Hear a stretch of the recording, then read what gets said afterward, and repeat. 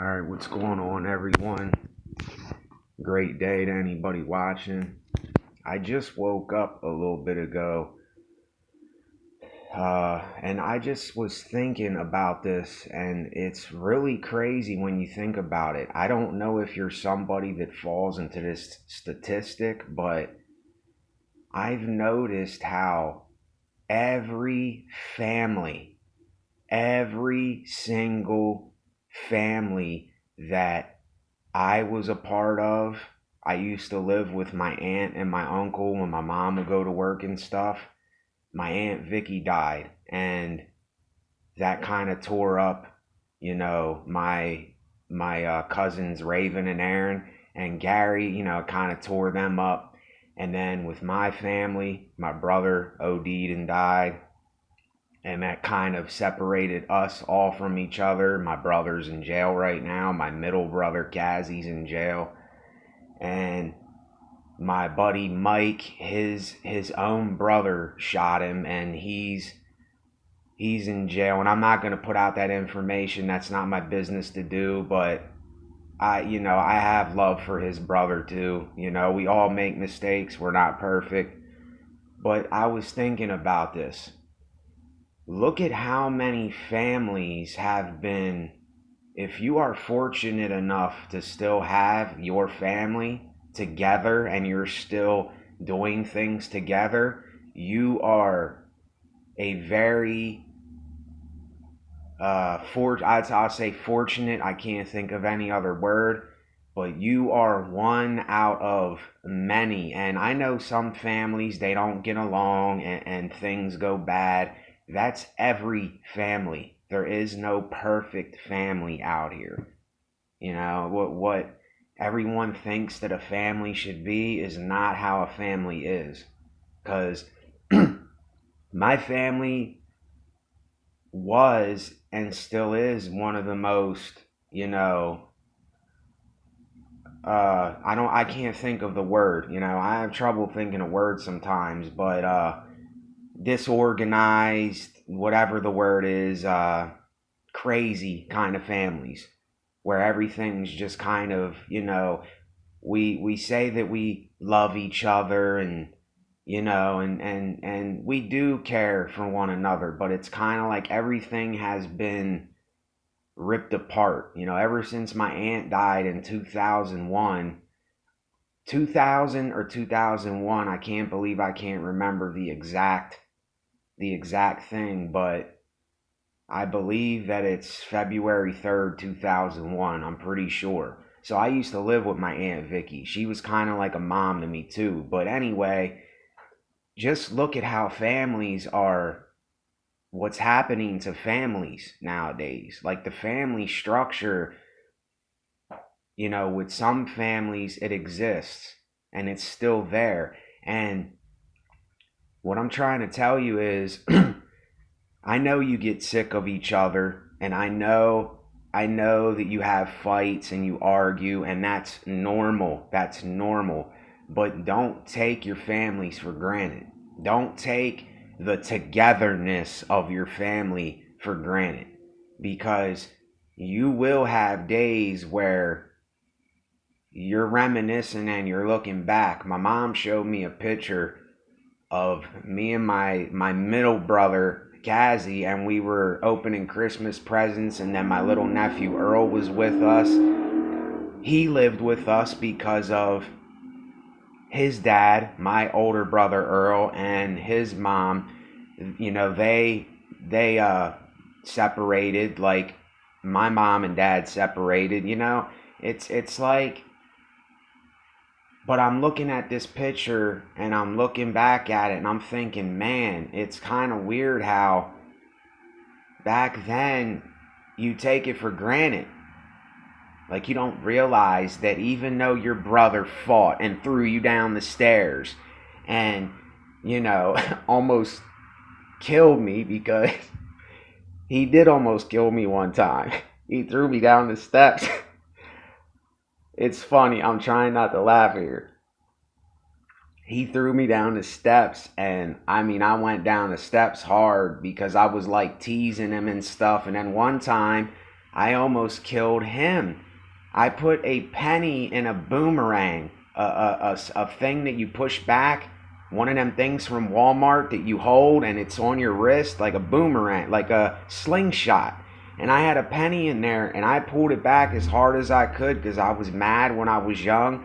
I could have killed my brother. I could have killed my brother Kazi when we were younger. The penny went right past the front of his face. If it would have hit his eye or his temple, it would have either took his eye out or did something. And luckily, it went right past his face and it hit the window, and it broke the window. So there we go. We almost both killed each other. But anyway, I just think back at these pictures and how we used to be together. And even though we fought and stuff, and I couldn't stand them sometimes, now I miss that, and now I miss them, and I miss being together sometimes.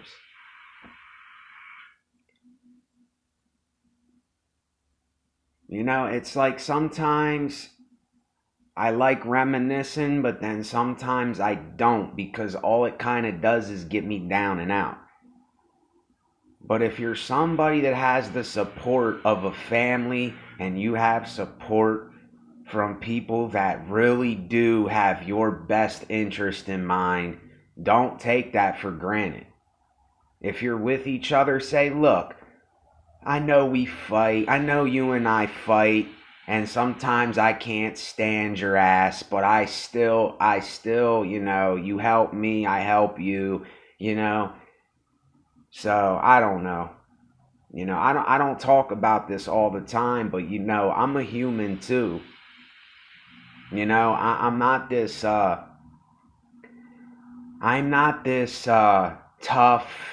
you know, strong guy that I claim to be. Not that I claim to be, but I don't claim to be that. Yes, I'm an independent guy and I like being on my own, but you know, sometimes you need your family and other people around.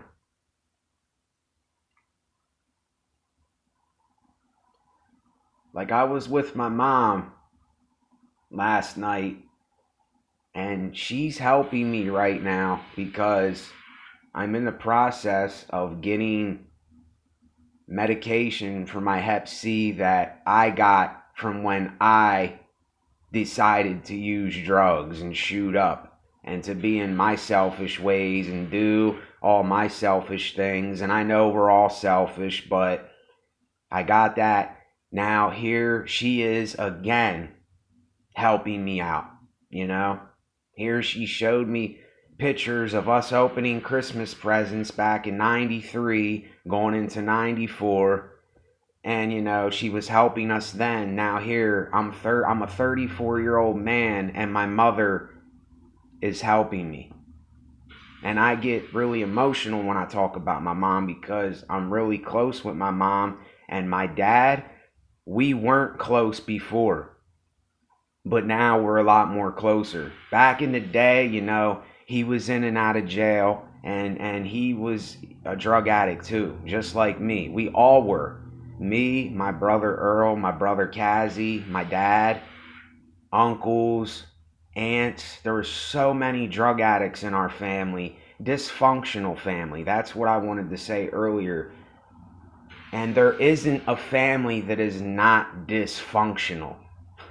See, this whole perfect family thing is total nonsense. This whole and I know you know that that's nonsense, but and people might not even say that, but people try to make their families like this. And why are we trying to? Yet again, I'm back on this trying thing. Why are we trying to be such a great family when really we're not?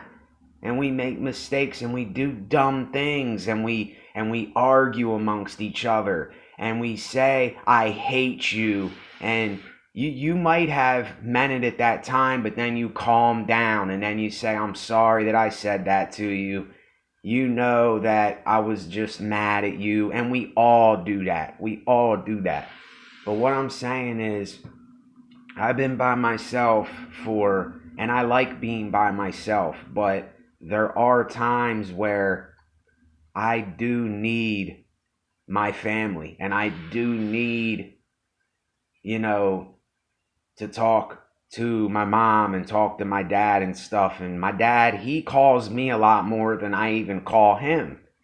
So at least he gives it an effort to even give me a call and stuff. So Dad, thank you. If he ever watches this, thank you, Dad. To everybody out there that has a dad and you just want to give thanks to him. I don't know, maybe you had a dad that wasn't around. I don't know people's stories. My dad, he wasn't around for a lot of my life, but I don't care about that because it made me the person that I am.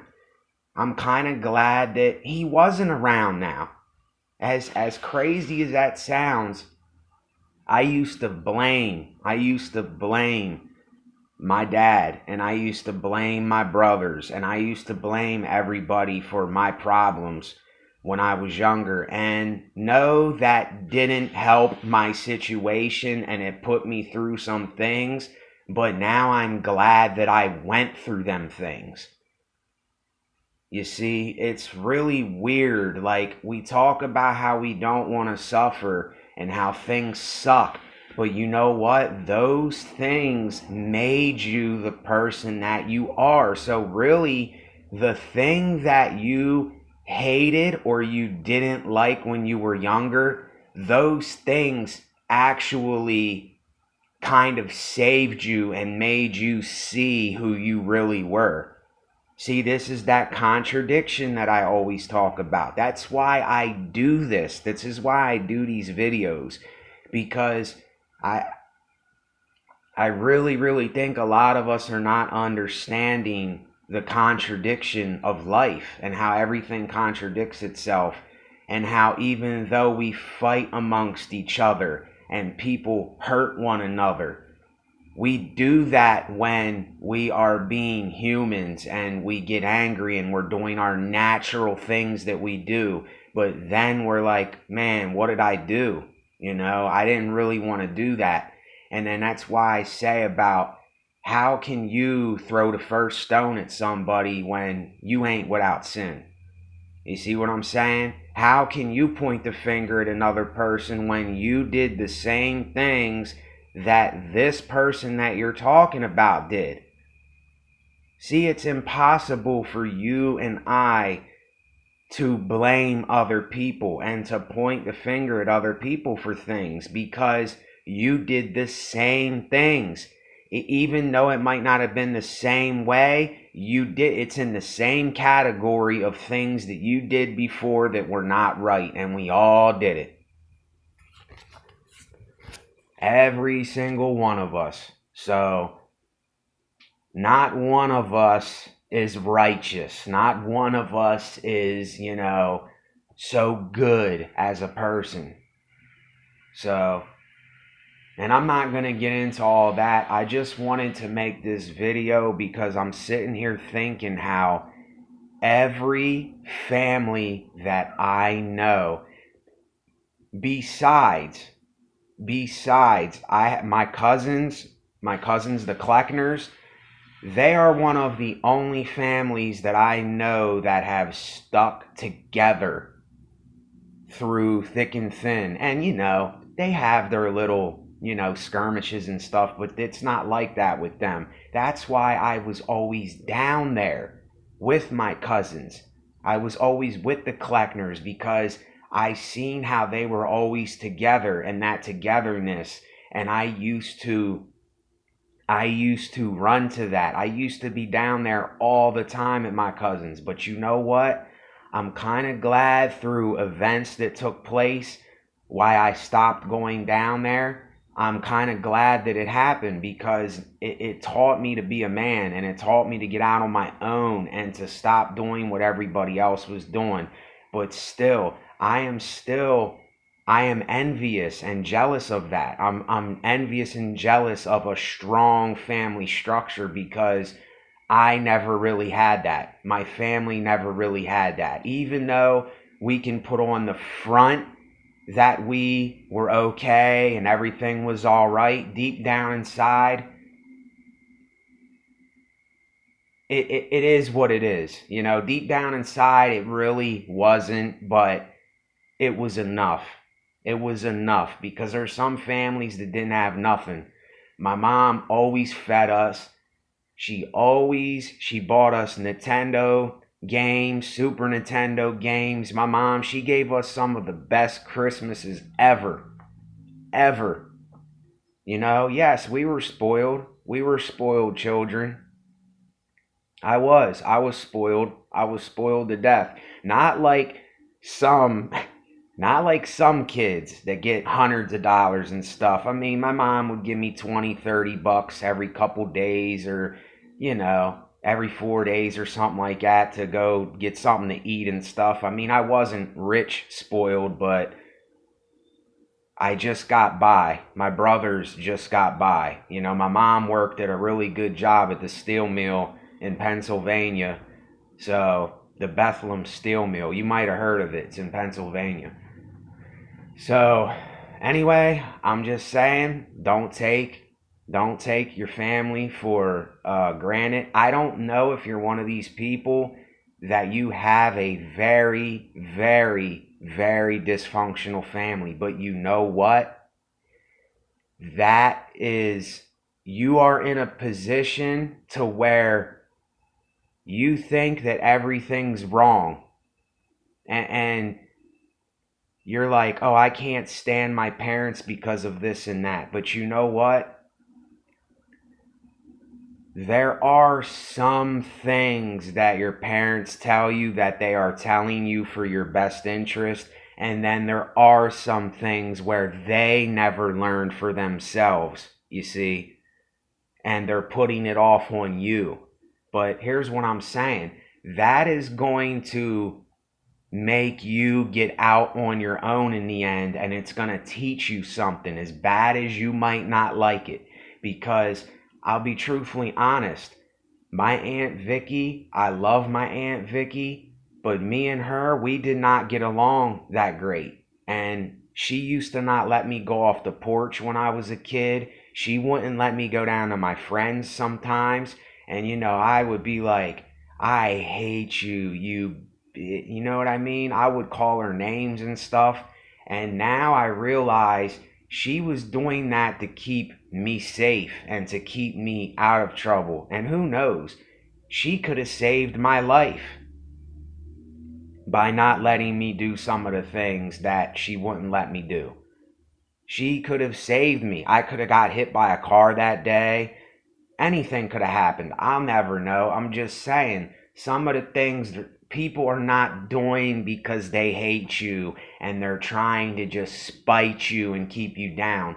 They're doing it because they're trying to keep you safe. But I can see how the overprotection can be and stuff like that, because I know that's kind of how my aunt was a little bit. Not too much, but a little bit. You know, she was more strict than my mom was. But I thank her for that. See, I thank my Aunt Vicky for that, because she taught me some things. She disciplined me with some things. You see, when I cried and stuff, she didn't always come over all the time and you know, put her arms around my shoulder and say it was going to be all right and all this. She did sometimes, but sometimes she just let me cry, and she might have spanked my ass, but I'm glad that she did that. I'm glad that she didn't do it another way. And I thank my Aunt Vicky for that. And it's horrible the way that she died. And I can't do nothing about that. And that kills me. Every time I think about her, I think about that. But I don't want to think about that. I want to think about the things that she did for me to make me the man that I am. Just like my mom did certain things. My mom was not strict. My mom let me do what I do. And that's why I like my mom. Because she didn't put this pressure on me to be anything or to be what she thought that she wanted me to be. And then my dad, when he was around, me and him argued a lot because he was high and I got mad at him and stuff. But I been forgave my dad. I'm not mad at him for that. I got high. And I acted like an idiot for years and years. So how can I be mad at him? And I'm not mad at him at all. My dad showed me a lot of things too in life. Even though we didn't do a lot of things together, I don't care about that. I don't care about that because going through the tough times, it showed me so many things. That's what I'm trying to say here. That's what I am saying here. So, even though suffering sucks, and like for me, having Hep C sucks, and going and getting this treatment sucks. The other day I gave 13 vials of blood. I gave 13 of those things, the yellow, purple, blue tip things. I gave 13 of them yesterday. So, I don't like doing this, but it's something that I gotta do. And I woke up today, I didn't feel great at all. I don't feel great right now, and I'm doing this video because it's what I gotta do for me to get going. So, anyway, with that, just remember what I said. Don't take it too seriously. If you have a brother or a sister, a mom or a dad, go and talk to them. Go and just talk with them and let them know what you're thinking and stuff. And get it out of you. And even if they judge you or say something you don't like, then so what? Why are we getting so hurt about these little things? So what?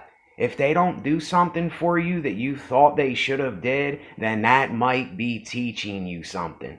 You might learn something from that. Don't always take it the wrong way. You see? So, with that, anybody who got to the end of the video, thank you for watching. Subscribe to my channel if you can. I'm always speaking about real life topics. I don't bull crap around. I say it for what it is. But great day to everybody. Thanks for watching. Later.